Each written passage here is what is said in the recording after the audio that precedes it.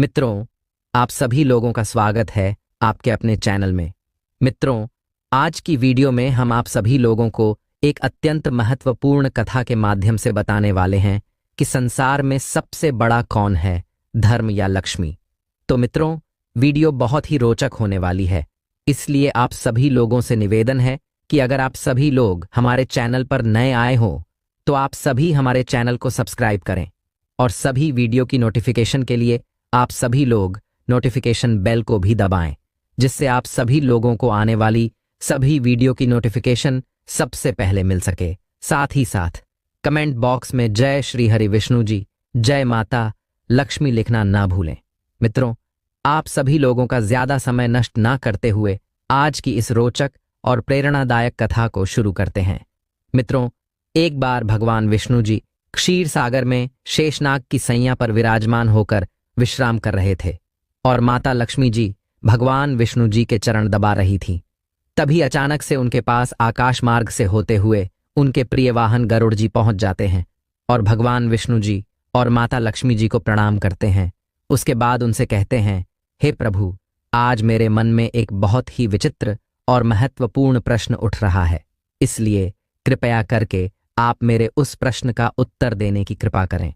तब भगवान विष्णु जी गरुड़ जी से कहते हैं, हे गरुड़, आप बिल्कुल निश्चिंत होकर अपने सभी प्रश्नों को पूछिए, हम आपको आपके सभी प्रश्नों के उत्तर अवश्य देंगे। भगवान विष्णु जी की यह बात सुनकर गरुड़ जी उनसे कहते हैं, हे प्रभु, मेरा वह प्रश्न है यह कि आप इस चराचर जगत में धर्म के रक्षक हैं। आपके होते हुए कभी अधर्म नहीं हो सकता है। लेकिन आज जब मैं पृथ्वी लोक का भ्रमण कर रहा था, तब मैंने किसी के मुख से सुना था कि संसार में सबसे बड़ा धन होता है। धन के होने पर महंगी से महंगी वस्तु की खरीद कर सकते हैं। उस व्यक्ति के मुख से यह बात सुनने के बाद मेरे मन में यह प्रश्न उठने लगा कि संसार में सबसे बड़ा कौन है, धर्म या लक्ष्मी। इसी प्रश्न का उत्तर जानने की अभिलाषा लेकर मैं आपके पास आया हूं। तब भगवान विष्णु जी गरुड़ जी से कहते हैं, हे गरुड़, आज आपने सच में यह बहुत ही महत्वपूर्ण प्रश्न किया है, क्योंकि अब कलयुग चल रहा है और इस कलयुग में लोग धन को ही सब कुछ मान चुके हैं। उन्हें लगता है कि अगर उनके पास धन है तो वे सब कुछ पा सकते हैं। इसलिए इस प्रश्न का उत्तर जानना सभी लोगों के लिए बहुत ही आवश्यक है। लेकिन हम आपको आपके इस प्रश्न का उत्तर एक अत्यंत महत्वपूर्ण कथा के माध्यम से देने वाले हैं, जिसे आपको शुरू से लेकर अंत तक पूरा सुनना होगा, क्योंकि आधी अधूरी कथा सुनने से आधे अधूरे ज्ञान की प्राप्ति होती है। तब गरुड़ जी भगवान विष्णु जी से कहते हैं, हे प्रभु, मैं आपको विश्वास दिलाता हूं कि मैं इस कथा को शुरू से लेकर अंत तक पूरा अवश्य सुनूंगा और इस कथा का प्रचार प्रसार समस्त ब्रह्मांड में भी अवश्य करूंगा। मित्रों, भगवान विष्णु जी गरुड़ जी से कहते हैं, हे गरुड़, यह कथा बहुत ही खास है, क्योंकि यह कथा देवी लक्ष्मी की है। तो सुनो, एक बार देवी लक्ष्मी और धर्म में बहस हो जाती है। तब धर्म लक्ष्मी से कहता है, मैं बड़ा हूं, और देवी लक्ष्मी धर्म से कहती हैं, मैं बड़ी हूं। इसी तरह से बहुत समय तक दोनों लोगों में जोरदार बहस होती रही।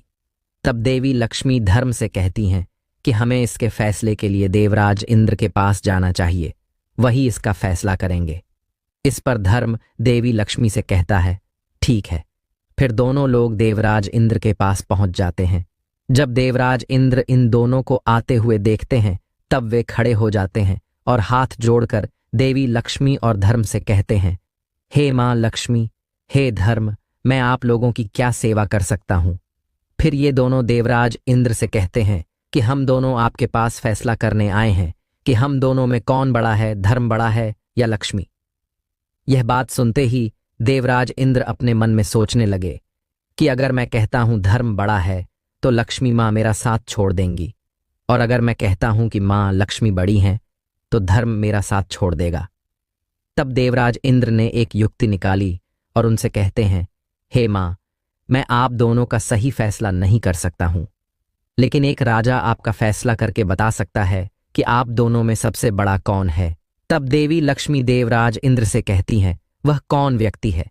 फिर देवराज इंद्र देवी लक्ष्मी से कहते हैं, हे मां, पृथ्वी लोक पर एक राजा है जिसका नाम विक्रमादित्य है।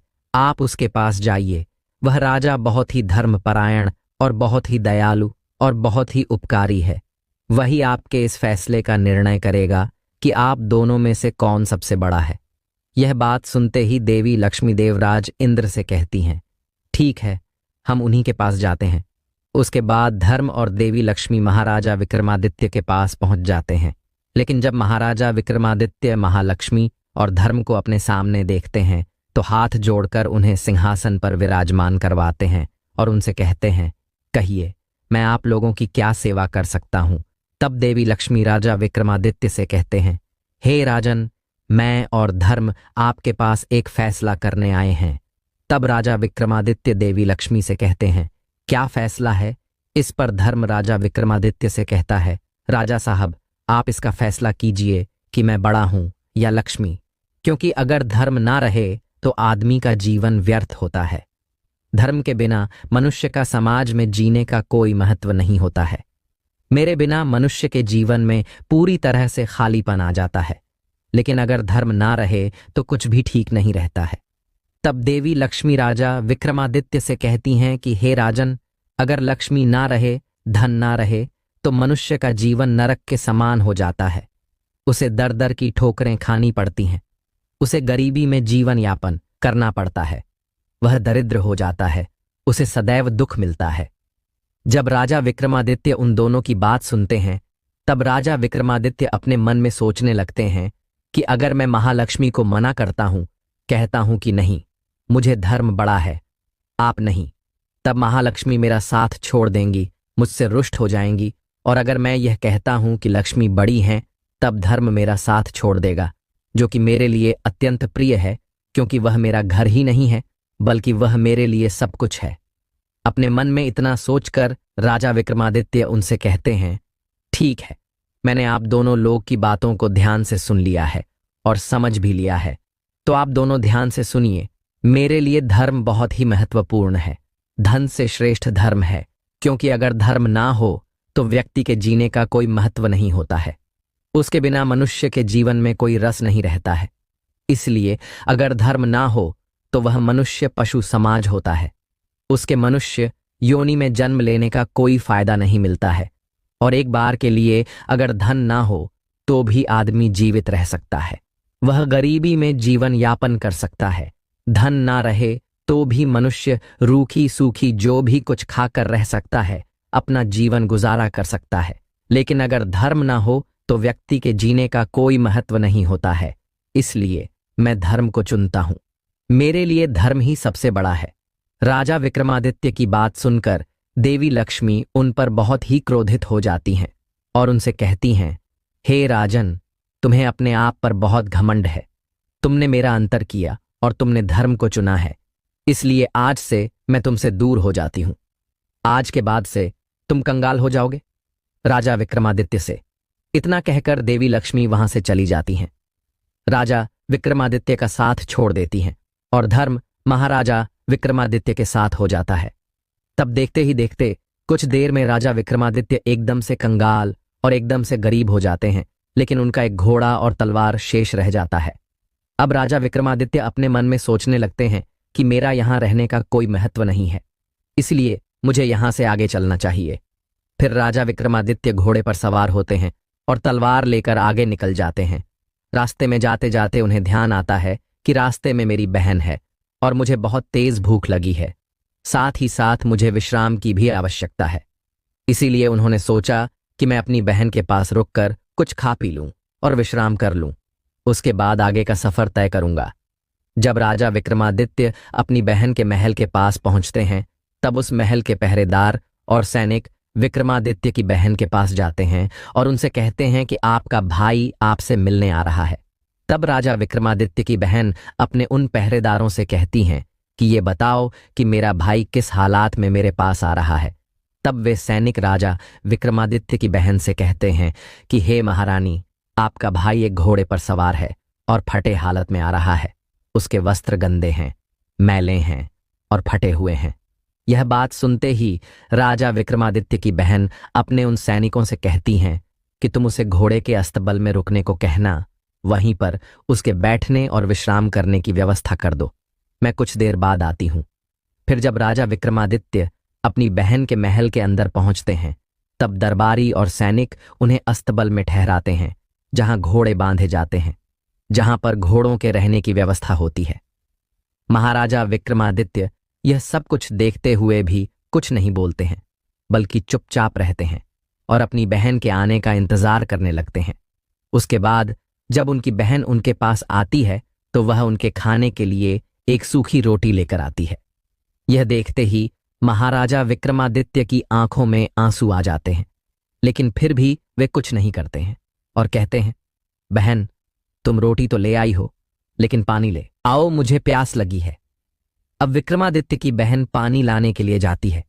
तब राजा विक्रमादित्य उस रोटी को जमीन के अंदर एक छोटा सा गड्ढा खोदकर उसमें डाल देते हैं और धरती माता से कहते हैं, हे धरती माँ, इसे सही सलामत इसी प्रकार रखिएगा। मैं फिर से एक बार आऊंगा और आपसे इस रोटी की मांग करूंगा तो आप मुझे दे दीजिएगा। उसके बाद धरती माँ उस रोटी को अपने अंदर समाहित कर लेती हैं। फिर क्या था, राजा विक्रमादित्य किसी से भी बिना बताएं चुपचाप वहां से निकल जाते हैं और आगे का सफर तय करने लगते हैं। तभी अचानक से रास्ते में चलते चलते उनके मित्र का घर आता है, तो वे अपने मन में सोचने लगते हैं कि यह मेरा बहुत ही प्रिय और बहुत ही घनिष्ठ मित्र है।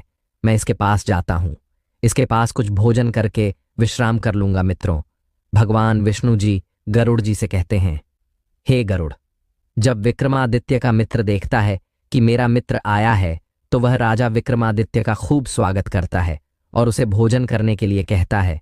फिर राजा विक्रमादित्य भोजन करने के लिए तैयार हो जाते हैं, लेकिन जिस स्थान पर राजा विक्रमादित्य भोजन करने के लिए बैठे हुए थे, उन्हीं के पीछे एक खूंटी थी। उस खूंटी पर नवलखा हार टंगा हुआ था। जैसे ही राजा विक्रमादित्य एक निवाला अपने मुंह में डालते हैं, वह जो खूंटी होती है अपने अंदर उस हार को समाहित करने लगती है, निगलने लगती है। यह बात देखते ही राजा विक्रमादित्य समझ जाते हैं कि यह जो हो रहा है देवी लक्ष्मी की वजह से हो रहा है, क्योंकि वे मुझसे रुष्ट हैं और बहुत ही क्रोधित हैं, वही यह सब कर रही हैं।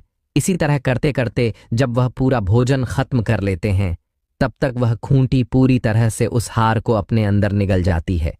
फिर जब राजा विक्रमादित्य के उस मित्र की पत्नी यह देखती है कि उसका नवलखा हार खूंटी से गायब है, तब वह राजा विक्रमादित्य के ऊपर चोरी करने का आरोप लगाने लगती है और कहती है, आपने ही मेरा हार चुराया है, आप कंगाल हो गए हैं, इसलिए आपके मन में चोरी का भाव आ गया, जिसकी वजह से आपने मेरे हार को चुरा लिया। लेकिन राजा विक्रमादित्य का वह दोस्त उससे कहता है कि नहीं नहीं, मेरा मित्र कभी चोरी नहीं कर सकता है, क्योंकि मैं इससे बचपन से जानता हूं, यह कभी चोरी कर ही नहीं सकता है।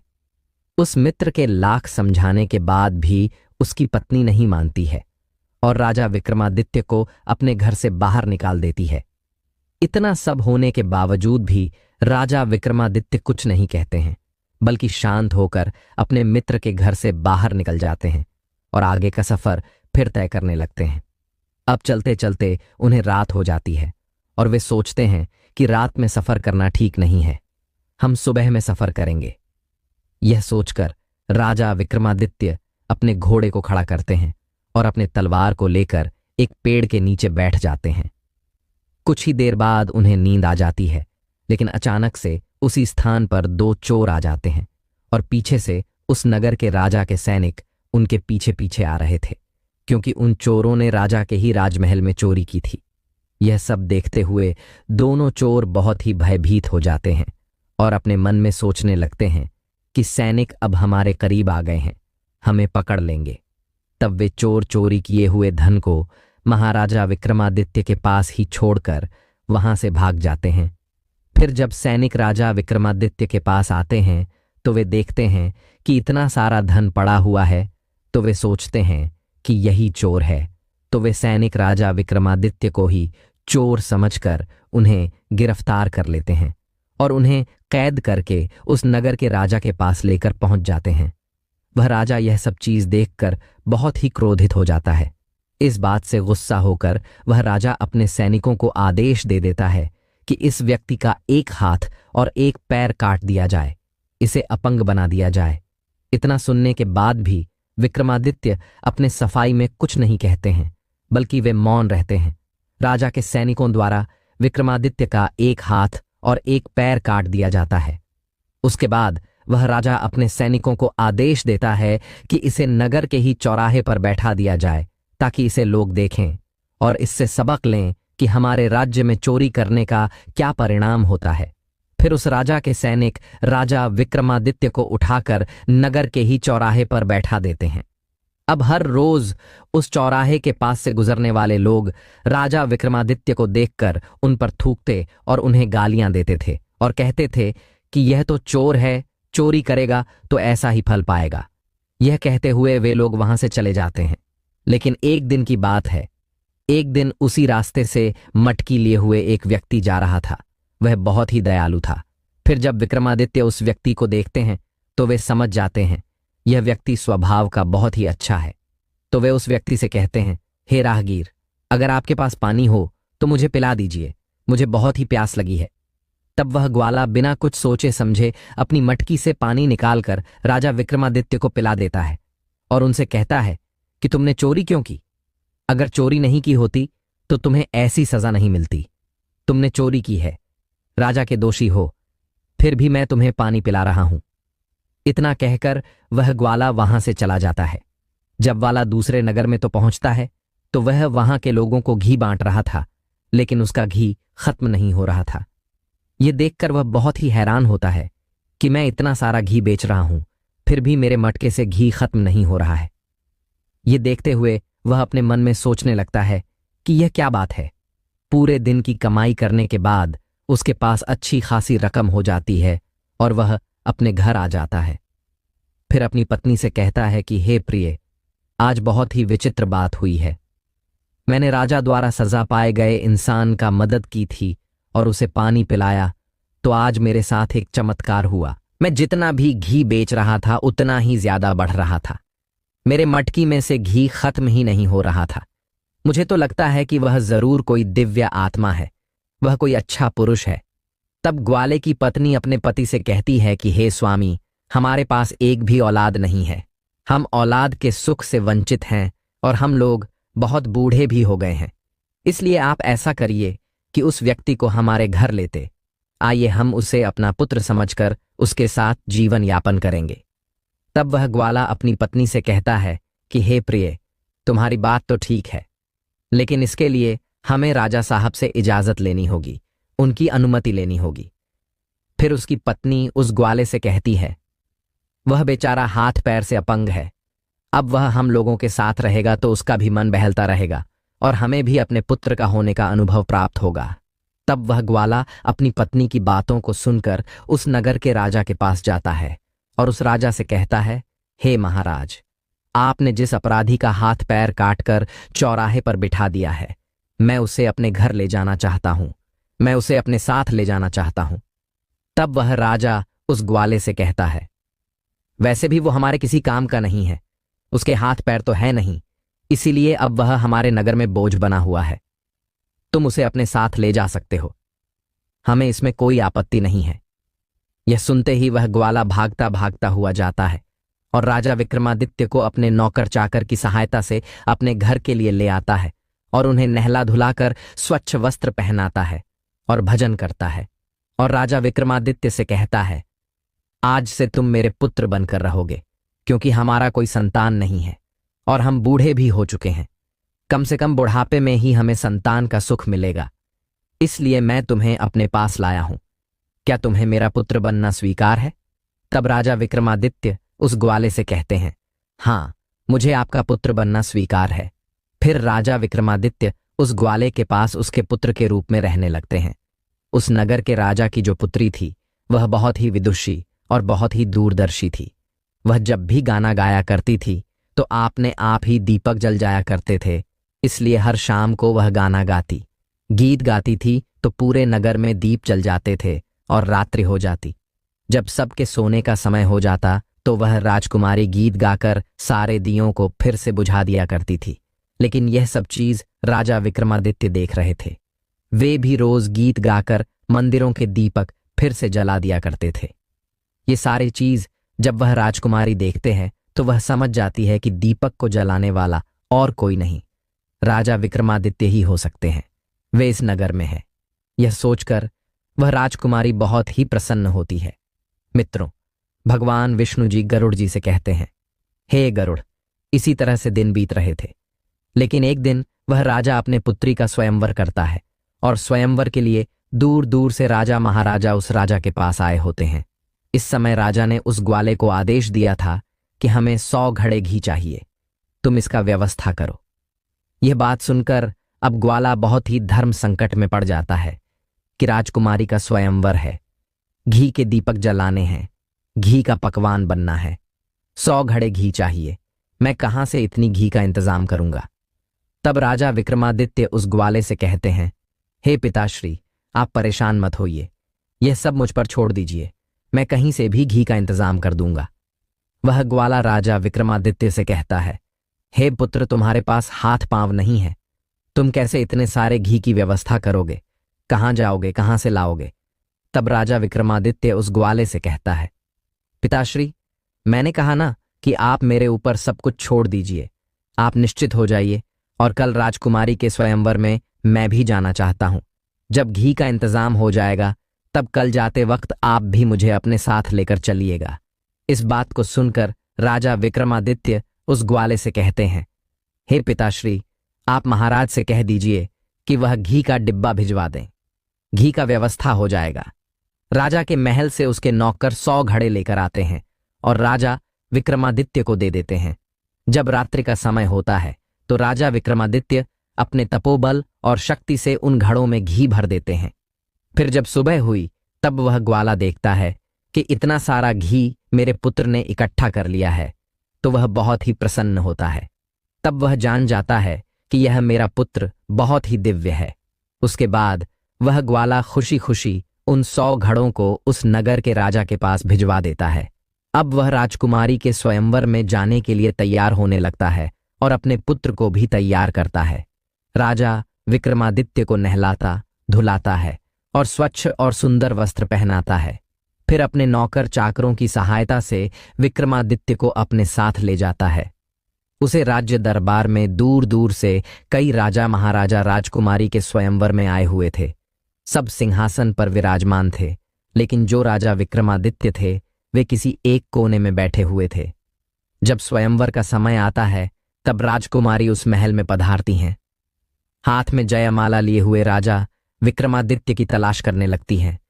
वह अपने मन में सोचने लगती हैं कि मैं विवाह करूंगी तो उन्हीं से ही करूंगी। मैंने उनका गाना सुना है, वे अगर इसी नगर में हैं तो वे स्वयंवर में जरूर आए होंगे। यह सोचते हुए राजकुमारी उनका तलाश करने लगती है, लेकिन उन्हें राजा विक्रमादित्य कहीं नहीं दिखते हैं। फिर उनकी नजर एक कोने में पड़ती है। एक व्यक्ति के पास जाती हैं। उस व्यक्ति के चेहरे से और उसके शरीर से अलग ही आभा प्रकट हो रही थी। यह देखते हुए वह राजकुमारी अच्छी तरह से समझ जाती है कि हो ना हो यही है राजा विक्रमादित्य। राजकुमारी राजा विक्रमादित्य के बारे में बिना कुछ सोच समझे जयमाला लेकर आगे बढ़ती हैं और राजा विक्रमादित्य के गले में पहना देती हैं। उन्हें अपने वर के रूप में चुन लेती हैं। लेकिन जब उस दरबार में आए हुए राजा महाराजा देखते हैं कि राजकुमारी ने एक अपंग को वर के रूप में चुन लिया है तो वे बहुत ही क्रोधित हो जाते हैं और उस नगर के राजा से कहते हैं, हे महाराज, आपने हमारा अपमान किया है। अगर आपको पता ही था कि आपके पुत्री एक अपंग, एक अपाहिज से विवाह करने वाली है तो आपने हमें यहां पर क्यों बुलाया? आपने यहां बुलाकर हमारा अपमान किया है। तब वह राजा दूर दराज से आए हुए सभी राजाओं और राजकुमारों से विनती करता है और उनके सामने हाथ जोड़कर उनसे कहता है, हमें माफ कर दीजिए, मुझसे गलती हो गई है। अब क्या किया जा सकता है? क्योंकि यह नियम है कि कन्या ने जिसके गले में वरमाला डाला है विवाह तो उससे ही होगा। इसके लिए मैं आप लोगों से क्षमा चाहता हूं। फिर हार मानकर राजकुमारी का विवाह राजा विक्रमादित्य से ही करना पड़ता है और इसके साथ उसकी ससुराल को विदा करना पड़ता है। अब राजा विक्रमादित्य अपनी नववधू को लेकर उस ग्वाले घर में चले आते हैं और घर में रहने लगते हैं। मित्रों, भगवान विष्णु जी गरुड़ जी से कहते हैं, हे गरुड़, ऐसे ही दिन बीत रहे थे, लेकिन एक दिन राजा विक्रमादित्य अपनी पत्नी से कहती हैं, तुम अपने भाइयों से हिरण का मांस लेकर आओ।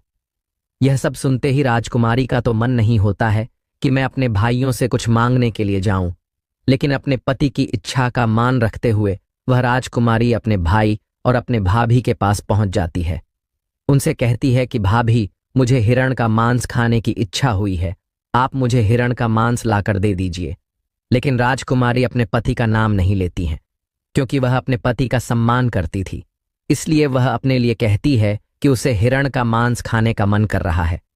यह बात सुनते ही राजकुमारी की भाभियां उसकी खिल्ली उड़ने लगती हैं और उससे कहती हैं कि चलो, अगर ऐसी ही बात है तो तुमने अपाहिज व्यक्ति का क्यों चुनाव किया, उससे विवाह क्यों किया? तुम्हें उसके बदले में किसी अच्छे पुरुष से विवाह करना चाहिए था, जो तुम्हारे लिए हिरण का मांस लेकर आता। यह बात सुनते ही वह राजकुमारी वापस चली आ जाती है और अपने पति से कहती है, हे स्वामी, मैं अपने घर गई थी, ऐसी बातें मुझे सुनने को पड़ी। तब महाराजा विक्रमादित्य अपनी पत्नी से कहते हैं, ठीक है, कोई बात नहीं, तुम वापस अपने भाभियों के पास जाओ और उनसे कहना कि मेरे पति का घोड़ा और तलवार मुझे दे दीजिए। रुमाल को दिखा देना, वह शांत हो जाएंगे और तुम्हारे साथ चले आएंगे। अब राजकुमारी उस रुमाल को लेकर राजा विक्रमादित्य के कहे अनुसार अपने भाभियों के पास चली जाती है और अपने भाभी से कहती हैं, भाभी, आप मेरे पति का तलवार और घोड़ा मुझे दे दीजिए। तब उस राजकुमारी की भाभियां अपने मन में सोचने लगती हैं कि वैसे भी उस तलवार और घोड़े ने आतंक मचाया हुआ है, जीना मुश्किल कर रखा है, इससे अच्छा है कि उसे राजकुमारी को ही दे दूं, कट मर जाएगी। जब उस घोड़े और तलवार के पास राजकुमारी को ले जाया जाता है, तब वह देखते हैं कि वह तलवार सांप बनकर उसके ऊपर टूट पड़ता है और घोड़ा भी छलांगे लगाने लगता है। राजकुमारी, जो अपने साथ रुमाल लाई थी, उसे दिखा देती है। यह देखते ही तलवार और घोड़े शांत हो जाते हैं और राजकुमारी के साथ चले जाते हैं। फिर घर आने के बाद राजा विक्रमादित्य अपनी पत्नी से कहते हैं कि मुझे इस घोड़े पर बैठा दिया जाए, मैं खुद शिकार करने जाऊंगा। यह बात सुनकर वह ग्वाला राजा विक्रमादित्य से कहता है कि तुम कैसी बातें कर रहे हो, तुम्हारे हाथ पैर नहीं हैं और तुम इस घोड़े पर कैसे जाओगे, कैसे शिकार करोगे? तब विक्रमादित्य अपने पिता ग्वाले से कहते हैं, पिताश्री, आप कृपा करके अन्य लोगों की सहायता से मुझे इस घोड़े पर सवार करवाइए। अपने पुत्र की जिद के आगे उस ग्वाले को झुकना ही पड़ा। उसने अपने नौकर चाकरों से कहकर और स्वयं राजा विक्रमादित्य को उठाकर उस घोड़े पर बिठाता है। जब वह सिर ऊपर करके देखते हैं तो राजा विक्रमादित्य का हाथ पैर सही सलामत है। उनके हाथ पैर आ चुके थे, वे फिर से स्वस्थ हो चुके थे। यह चमत्कार देखते ही उनकी आंखों पर विश्वास नहीं होता है। जैसे ही राजकुमारी अपने पति से पूछने को बढ़ती है कि हे महाराज, यह कैसे हुआ, यह क्या चमत्कार है, उससे पहले ही राजा विक्रमादित्य कहते हैं, मैं पहले शिकार कर लेता हूं, उसके बाद ही बताऊंगा यह कैसे हुआ। राजा विक्रमादित्य शिकार करने के लिए एक वन में चले जाते हैं और उन्हें वहीं पर कर वापस चले आते हैं। उस वन में उस दिन राजकुमारी के भाई भी शिकार करने के लिए गए थे। जब वे देखते हैं कि किया कराया शिकार पड़ा हुआ है, ताजा ताजा शिकार है, तो उनका मन मचल जाता है। शिकार को देखकर वे बहुत ही प्रसन्न होते हैं, बिना कुछ सोचे उठा लेते हैं और आगे बढ़ जाते हैं। जब राजा विक्रमादित्य शिकार करके अपने घर वापस लौट आते हैं तो अपनी पत्नी के हाथ में शिकार दे देते हैं। तब राजा विक्रमादित्य अपनी पत्नी से कहते हैं, हे प्रिय, तुम यही जानना चाहती हो कि मैं कैसे ठीक हो गया? वे अपनी पत्नी से कहते हैं, हे प्रिय, मेरा घोड़ा और तलवार मेरा धर्म है, इन्हीं की वजह पर मैं वापस से सही हो गया और मेरा नाम विक्रमादित्य है। यह बात सुनकर उनकी पत्नी उनके पैरों में गिर पड़ती है और उनसे कहती है कि मुझे माफ कर दीजिए, मुझसे जो भी गलती हुई है उसके लिए मुझे माफ कर दीजिए। उसके बाद राजा विक्रमादित्य अपनी पत्नी से कहते हैं, हे प्रिय, तुम एक बार फिर से अपने भाभियों के पास चले जाना और उनसे कह देना कि मेरे भाइयों द्वारा जो शिकार करके लाया गया है, मुझे उसे देखना है, और जब आपकी भाभियां उस शिकार को दिखाएं, इस थैली में जो मैं तुम्हें चीज दे रहा हूं उसे वहां पर पलट देना और मेरे बारे में भी बताना। यह बात सुनकर राजा विक्रमादित्य की पत्नी अपने भाभी के पास चली जाती है और अपनी भाभी से कहती है, हे भाभी, आज भैया ने जो शिकार करके लाया है मैं उसे देखना चाहती हूं। तब राजकुमारी की भाभी उससे कहती हैं, इसमें क्या बड़ी बात थी, तेरा पति तो शिकार कर नहीं सकता, तो मेरे पति द्वारा किया गया शिकार देखकर उस पर नजर क्यों लगा रही है? यह बात सुनकर राजकुमारी की भाभी अपना शिकार राजकुमारी को दिखा देती है और राजकुमारी से कहती है, हे भाभी, यह शिकार तो है, लेकिन इसके पूंछ और कान कहाँ पर हैं? यह बात सुनते ही राजकुमारी ने अपने साथ लाया जो थैला लाया हुआ था उसे पलट देती है। उस थैली में से कान और पूंछ गिर जाते हैं। तब भाभियां राजकुमारी से पूछते हुए कहती हैं कि यह कहाँ से आया? तो उसने कहा, यह शिकार मेरे पति द्वारा ही किया गया है। तब राजकुमारी उन्हें सारी बातें सुना देती हैं और अपनी भाभी से कहती हैं, मेरा पति कोई आम व्यक्ति नहीं है, वे राजा विक्रमादित्य हैं। यह बात सुनते ही उसकी भाभियों के कान खड़े हो जाते हैं, और जब यह बात राजा के पास भी जाती है तब वह राजा दौड़ता हुआ अपने पुत्री के पास आता है और अपनी पुत्री से कहता है, हे पुत्री, मुझे माफ कर दो, मुझसे गलती हो गई। हम अपने दामाद को राजमहल में बुलाना चाहते हैं। फिर राजा विक्रमादित्य के पास पहुंच जाते हैं। उसके बाद वह राजा विक्रमादित्य को साक्षात प्रणाम करता है और उनसे कहता है, हे महाराज, मुझसे गलती हो गई। आप इतने धर्मात्मा व्यक्ति हैं और मैंने आपके हाथ पैर कटवा दिए, लेकिन फिर भी मुझे क्षमा कर दीजिए। तब राजा विक्रमादित्य कहते हैं कि इसमें आप सभी लोगों की कोई गलती नहीं है। यह जो कुछ भी हुआ है मां लक्ष्मी की वजह से हुआ है। उनके रुष्ट होने की वजह से यह सब हुआ है। इसमें आपका कोई दोष नहीं है। अब फिर क्या था? राजा ने अपने दामाद का बहुत ही सेवा सत्कार किया। उसके बाद अपनी पुत्री और दामाद को अपने साथ ही कुछ दिन महल में रखा। उसके बाद राजा विक्रमादित्य उस नगर के राजा से कहते हैं, हे महाराज, मुझे अपने नगर जाने की इच्छा हो रही है, क्योंकि मैं अपने नगर जाना चाहता हूं। तब वह राजा ढेर सारा धन दौलत लादकर अपने पुत्री को अपने दामाद के साथ विदा कर देता है। रास्ते में आते समय राजा विक्रमादित्य को अपने मित्र का घर मिलता है और वे अपने मित्र के घर जाते हैं। विक्रमादित्य का मित्र यह देखकर बहुत ही प्रसन्न होता है और सेवा सत्कार करने के बाद राजा विक्रमादित्य का मित्र खाने का आग्रह करता है। जब खाना लाया जाता है तब खाना खाते समय पहले मुंह में डालते ही वह कुंडी धीरे धीरे हार उगलने लगती है। तब उस मित्र की पत्नी हाथ जोड़कर बैठ जाती है और राजा विक्रमादित्य से कहती है, हमें माफ करना, हमने सोचा आपने हार को चुराया है। यह नवलखा हार तो खूंटी पर ही था, खूंटी ही निकल गई थी। मुझे माफ कर दीजिए, मैंने आपको चोर कहा, आपको अपने घर से निकाल दिया। तब राजा विक्रमादित्य अपने मित्र और उसकी पत्नी से कहते हैं, इसमें आपकी भी कोई गलती नहीं है। ये जो कुछ हुआ मति भ्रमण के कारण हुआ है, क्योंकि मां लक्ष्मी मुझसे रुष्ट थी, इसीलिए हुआ है।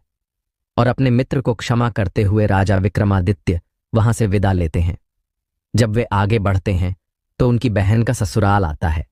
तब वे अपनी बहन के ससुराल जाने की इच्छा करते हैं। राजा विक्रमादित्य को दूर से ही आते हुए सैनिक देख लेते हैं और उनकी बहन के पास पहुंच जाते हैं। फिर उनसे कहते हैं, आपका भाई आपसे मिलने आ रहा है। तब उनकी बहन अपने उन सैनिकों से कहती है कि मेरा भाई किस हाल में आ रहा है। इस पर वे सैनिक कहते हैं कि आपका भाई लाव लश्कर के साथ सजे घोड़े पर बैठकर अपनी पत्नी को साथ लेकर आ रहा है। तब राजा विक्रमादित्य की बहन अपने उन सैनिकों से कहती है कि मेरे भाई का स्वागत किया जाए, उसे राजमहल में ठहरने का इंतजाम किया जाए।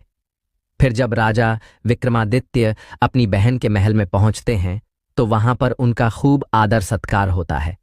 उन्हें राजमहल में ठहराया जाता है। राजा विक्रमादित्य अपनी बहन का हाथ पकड़ते हैं और उन्हें उस अस्तबल में ले जाते हैं जहां पर घोड़े बांधे जाते थे और धरती माता से कहते हैं, हे मां, मैं आपसे अपनी अमानत लेने आया हूं, कृपा करके आप मुझे मेरी अमानत दे दीजिए। इतना कहते ही धरती फट जाती है। उसके बाद राजा विक्रमादित्य उसमें से रोटी निकाल लेते हैं। फिर उस रोटी को उठाकर राजा विक्रमादित्य अपनी बहन से कहते हैं, हे बहन, तुमने मुझे पहली बार आने पर इसी रोटी को खाने को दिया था। तब उसकी बहन फूट फूट कर विलाप करने लगती है और राजा विक्रमादित्य से कहती है, भैया, मुझसे गलती हो गई। मैंने आपके साथ जो व्यवहार किया उसके लिए आप मुझे क्षमा कर दीजिए। अपनी बहन की यह बात सुनकर राजा विक्रमादित्य अपनी बहन से कहते हैं, नहीं, मैं तुमसे रुष्ट नहीं हूं, मैं तुमसे नाराज नहीं हूं, लेकिन मैं तुम्हें यह बताना चाहता हूं कि अपनों के साथ कैसा व्यवहार करना चाहिए।